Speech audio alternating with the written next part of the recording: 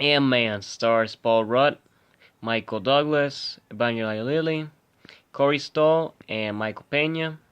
And it is the 12th movie of the Marvel Cinematic Universe. And in my opinion, it is the second funniest.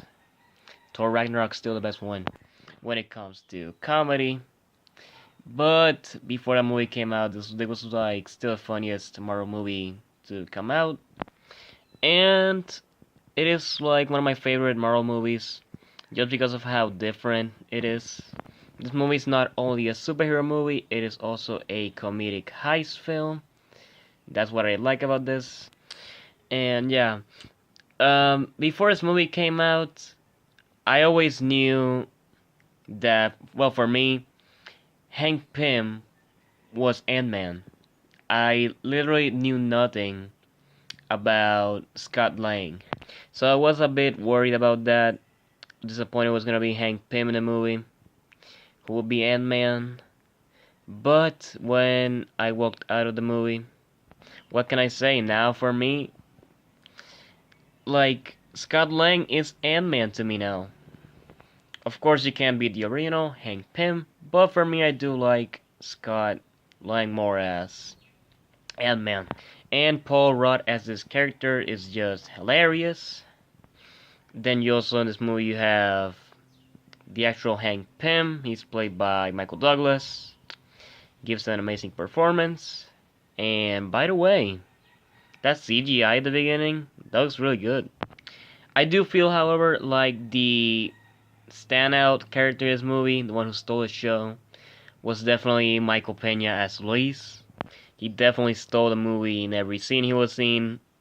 He was hilarious. Had me laughing in every scene he appeared in. Also, like that this movie, like I said, really different.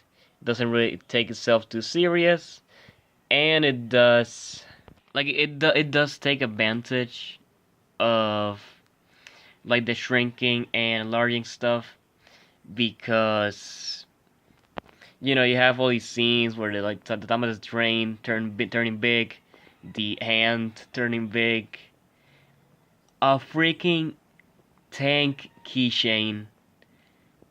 No, actually, no. Like, it was an actual tank turned to a keychain, but like when it turns into a like an actual tank again, that was like one of the best scenes of the movie. Also, something I wasn't expecting in this movie. Falcon appears in this.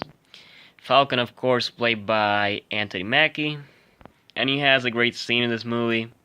But I do feel like he's just in this movie just to set up Captain America Civil War. Like how he met Ant-Man, all this stuff, how to introduce the character in Civil War.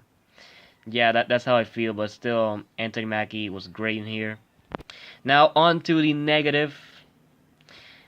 Of course, the villain. Why, Marvel? Why can't you do great villains?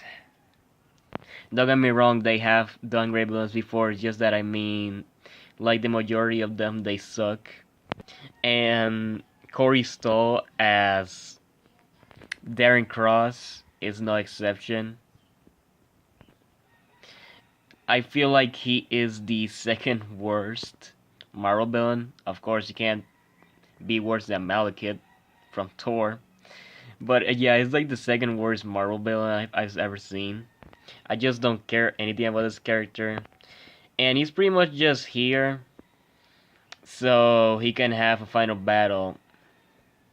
Well, I actually, like, it's one of those villains where he's just here who has the same powers as a hero, who's just here to give a physical showdown at the end for the hero.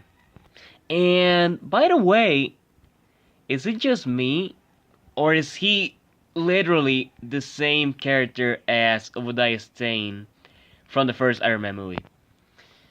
He's literally the same.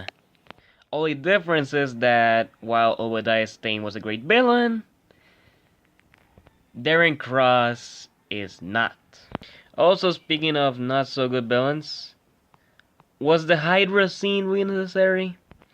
Honestly, of course, excluding Red Skull, cause he's a great villain. But I'm just getting tired of seeing all this Hydra stuff in Marvel. Hopefully, Captain America Civil War is the last time we see these characters, cause I can't. I'm getting tired of these characters. Also, by the way, I gotta give a mention to this. I do love the Spider-Man shout out. Like, this is a scene with, I think it was Falcon talking to this girl, asking about Ant-Man, and the girl's like, oh, you got these tons of people now. You got people who can crawl walls. People who can crawl walls. Spider-Man. Great reference. Spider-Man's like one of my favorite superheroes, and when I heard that, just wow.